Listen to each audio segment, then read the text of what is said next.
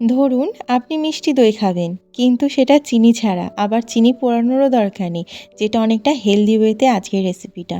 তাহলে চলুন রেসিপি শুরু করি। এখানে 2 চামচ টক দই জল ঝরাতে রেখে দিয়েছি, আর এখানে আমি চিনির পরিবর্তে গুড় ব্যবহার করব। খুব ভালো করে 1 কেজি দুধকে 500 করে নিয়েছি। এখন গুড়টা দিয়েও খুব ভালো করে জাল করে নিলাম। এখানে 2 চামচ টক দইকে খুব ভালো করে ফেটিয়ে নিচ্ছি।